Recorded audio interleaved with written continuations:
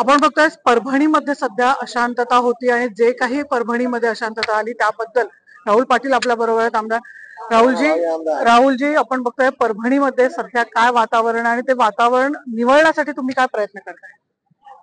आज आम्ही त्या निमित्तानं स्थगन मांडला होता, पण स्थगनवर आम्हाला बोलू देण्यात आले नाही.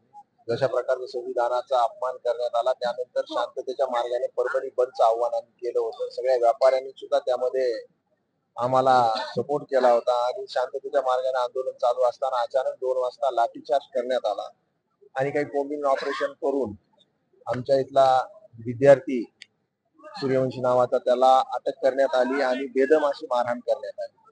LLB च्या 3rd इयरला तो मुलगा होता, 35 वर्ष वय, आणि इतकी मारहाण झाली की त्यामध्ये तो पोलीस कोठडीमध्ये त्याचा मृत्यू झाला. आम्ही पोस्टमॉर्टमची मागणी केली.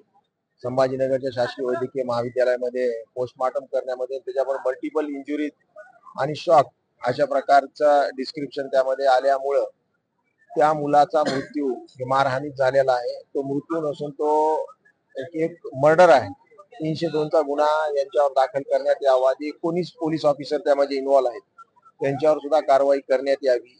या मुलाच्या घरच्यांना एक नोकरी शासकीय देण्यात यावी. 50 लाख रुपये त्याला मदत शासनाने द्यावी. अशा प्रकारच्या मागण्या आम्ही या हाऊसच्या फ्लोअरवर ठेवण्यात आल्या आणि स्थगन मांडण्यात आलं, पण आम्हाला बोलू देण्यात आलं नाही. त्यांच्याकडे जे पाशवी असं बहुमत मिळालेलं आहे त्या जोरावर ते जर लोकतंत्राचा गळा घोटण्याचं काम करत असतील तर निश्चित आम्ही रस्त्यावर येऊ. उद्या आम्ही बीडला आणि परभणीला सुद्धा जात आहोत. कायद्या नावाची गोष्ट ही मराठवाड्याने महाराष्ट्रातच उरलेली नाही.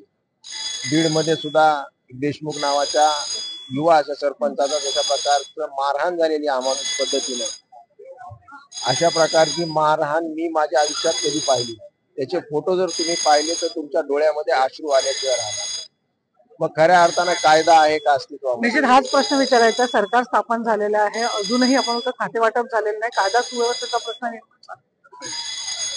कायदा सुव्यवस्थेचा प्रश्न तर महाराष्ट्रामध्ये निर्माण झालेलाच आहे. यांच्यामध्येच आपसातच एवढा मोठा मतभेद आहे की खातं मलाईदार खातं कोणाला घ्यायचं यासाठी यांचं वाद चालू आहे. पण सर्वसामान्य माणसाकडे लक्ष द्यायला, सर्वसामान्य 12.5 कोटी जनतेकडे लक्ष द्यायला यांना वेळ नाहीये. आणि आज जरी त्यांना वाटत असेल की बहुमताच्या जोरावर आम्ही सरकार चालू, सभागृह चालू तर त्याचा आम्ही निषेध करतो. आज आम्ही वॉकआउट केलेला आहे. उद्यापासून रस्त्यावरची लढाई राहील. आमची मागणी आहे की दोन्ही प्रकरणामध्ये रिटायर्ड हायकोर्टच्या जस्टिसच्या माध्यमातून चौकशी झाली पाहिजे आणि त्यामध्ये दूध का दूध पाणी का पाणी बाहेर आल्याशिवाय राहणार नाही. म्हणून अशा प्रकारची आमची मागणी राहील. नाही, एक महत्वाचा प्रश्न, परभणीमध्ये हा किस्सा घडल्यानंतर 1 दिवसानंतर ह्या सगळी अशांतता निर्माण झाली. या सगळ्या मागे कोण असेल असं आपल्याला वाटतं? त्यासाठीच आम्ही रिटायर्ड हायकोर्ट जस्टिसच्या माध्यमातून चौकशी मागितलेली आहे. चौकशी आमची सर्व काय बाहेर येईल. पण कोणत्याही अधिकाऱ्याला किंवा पोलीस अधिकाऱ्याला मारहाणीचा अधिकार नाही. आणि इतक्या अमानुषपणे मारहाण, काही महिलांना सुद्धा मारहाण झाली. आता महिलांना पुरुषांनी अक्षरशः त्यांच्या पायावर उभा टाकून मारहाण केलेली आहे. सिव्हिल हॉस्पिटलला ती महिला सुद्धा ऍडमिट आहे.